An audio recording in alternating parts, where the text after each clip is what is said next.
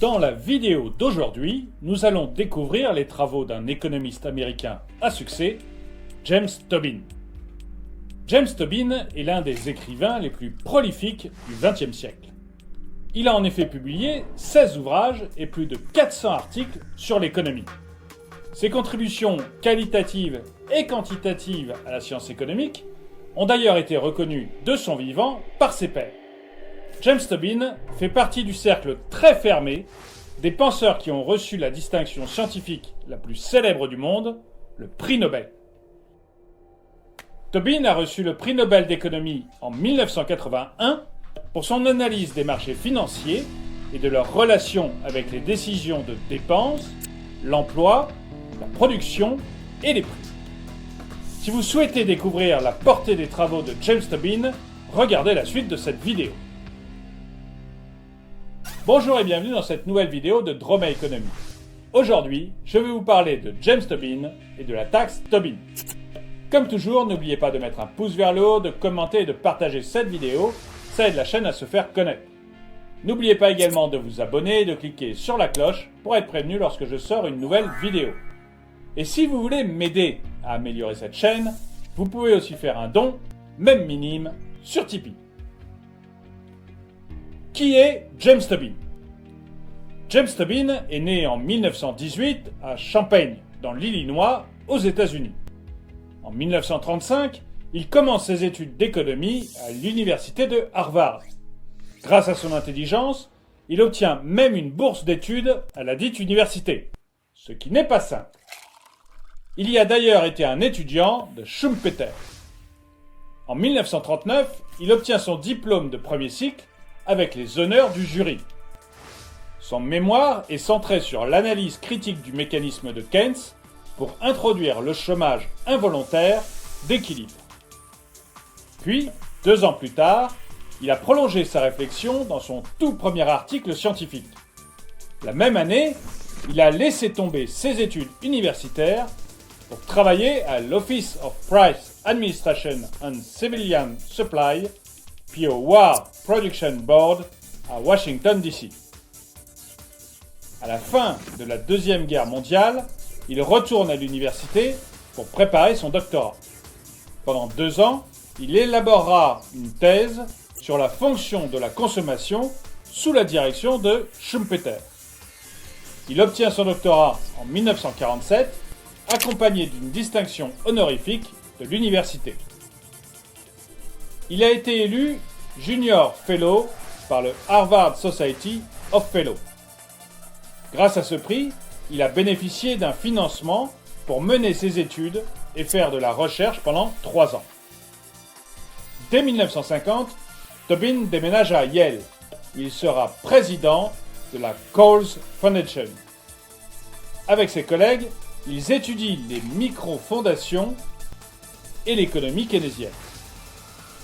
Grâce à son apport à la macroéconomie, il devient professeur Starling de l'université de Yale. En 1961, Tobin intègre le Conseil des conseillers économiques sous John Fitzgerald Kennedy et sous le Walter Heller. Le reste de sa vie, il va multiplier les travaux de consultation pour divers organes gouvernementaux. Jusqu'à sa mort en 2002, James Tobin n'aura cessé d'apporter sa contribution au renforcement de la pensée macroéconomique. James Tobin et la taxe Tobin. La taxe Tobin a fait connaître le nom de James dans le monde entier et au cours de plusieurs décennies. Aussi appelée taxe Robin des Bois, le concept a été repris et réadapté par les altermondialistes comme un slogan politique. Tobin n'a du reste pas apprécié que sa pensée soit détournée à l'encontre du libre-échange qu'il a toujours prôné et défendu. À l'origine, la taxe Tobin, ou encore taxe sur les transactions financières, est une idée développée par John Maynard Keynes dans l'ouvrage Théorie générale de l'emploi, de l'intérêt et de la monnaie. Je vous ai mis un lien dans la description. Il relève le fait que la spéculation excessive des opérateurs financiers augmente la volatilité des taux de change. Le fait que ces derniers ne soient soumis à aucun contrôle le préoccupait. En 1971, les institutions de Bretton Woods mettent fin à la convertibilité du dollar en or et adoptent le système d'échange flottant.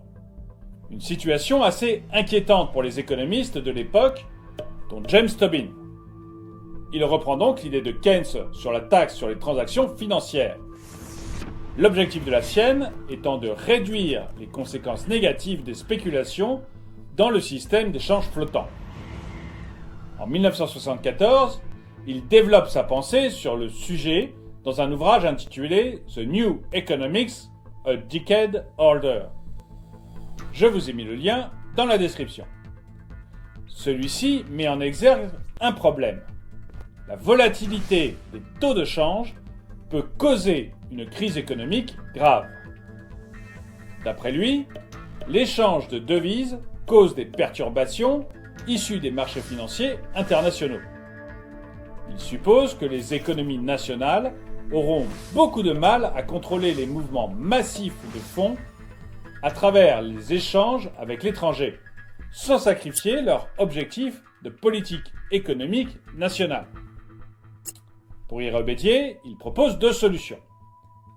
La première consiste à adopter une monnaie commune, une politique monétaire et budgétaire et une intégration économique.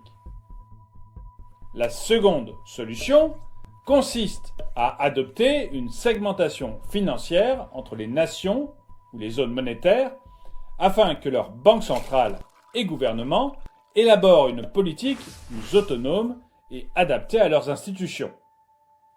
Il a recommandé cette deuxième proposition afin de jeter un peu de sable dans les rouages des marchés monétaires internationaux.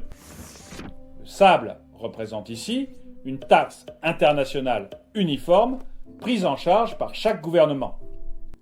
Elle consiste à un prélèvement d'une part de la valeur de chaque transaction effectuée entre 0 et 1% à l'échelle mondiale. Sur le terrain, la taxe Tobin consisterait pour un pays tel que la France à appliquer une taxe sur toutes les transactions entre des devises différentes. Les transactions doivent être effectuées sous la supervision de banques et courtiers situés à Paris. Ainsi, les recettes qui en résultent peuvent être reversées au FMI ou à la Banque mondiale. La taxe s'appliquerait alors aux billets, pièces et ou aux titres de participation des monnaies étrangères. Pour tout achat de biens, services ou actifs immobiliers mis en vente dans une autre zone monétaire, un Français devrait payer cette taxe. James Tobin et les choix d'investissement. Généralement, les déterminants de l'investissement sont la demande et le coût d'usage du capital. Le deuxième déterminant dépendant du taux d'intérêt et des prix relatifs. Cependant, les modèles macroéconomiques n'ont pas d'effet sur l'usage du capital. C'est pourquoi Tobin a élaboré une approche sur les déterminants de l'investissement. Elle est couramment appelée le Q de Tobin. Elle repose sur l'idée que l'entrepreneur investit dans de nouveaux projets lorsque le marché les valorise au-delà de leur coût. Ainsi, l'investissement n'est rentable que lorsque la valeur de la firme reste supérieure à son coût. Le Q de Tobin correspond au rapport de la valorisation boursière de l'entreprise au stock de capital. Tobin la présente sous la formule Q égale valeur boursière de l'entreprise divisé par valeur de remplacement du capital fixe. Il établit un ratio entre 1 et les différentes valeurs. Lorsque Q est supérieur à 1, la valeur des investissements futurs est supérieure à son coût sur le marché. Et par une relation de cause à effet, l'investissement en sera favorisé. Lorsque Q est inférieur à 1, les actionnaires ont deux alternatives. Revendre les équipements d'investissement au coût de leur remplacement ou stopper l'investissement afin de récupérer progressivement le capital existant. Prenons un exemple d'une entreprise X qui décide d'investir au cours d'une période donnée. En calculant son ratio d'investissement, Q de Tobin, elle se rend compte qu'il est supérieur à 1. Les actionnaires ont alors intérêt à investir. Ils doivent augmenter le stock de capital fixe parce que la valeur boursière de l'entreprise est supérieure au montant investi. Si par contre, l'entreprise constate que son ratio est inférieur à 1, l'entreprise est incapable de trouver les fonds à investir pour augmenter les dividendes à verser aux actionnaires. Cette situation pousse les actionnaires à se méfier de l'entreprise et à se séparer de leurs titres de propriété. S'il fallait retenir 3 choses de cette vidéo, ce serait 1. Que la taxe Tobin est une contrepartie que tous les investisseurs nationaux doivent céder à l'État pour leurs achats à l'international. 2. Que cette taxe est un moyen de contrôler la versabilité des systèmes de change. 3. Que James Tobin a élaboré son approche nommée Q de Tobin afin de connaître le ratio entre la valeur boursière d'une entreprise et la valeur de son capital fixe. Merci d'avoir regardé cette vidéo, n'oubliez pas de lui mettre un pouce vers le haut et de la commenter. Vous pouvez aussi regarder une des vidéos qui s'affiche ici. N'oubliez pas également de vous abonner et de cliquer sur la cloche pour être prévenu lorsque je sors une nouvelle vidéo. Et un grand merci à tous ceux qui m'aident sur Tipeee. Et je vous dis à très bientôt.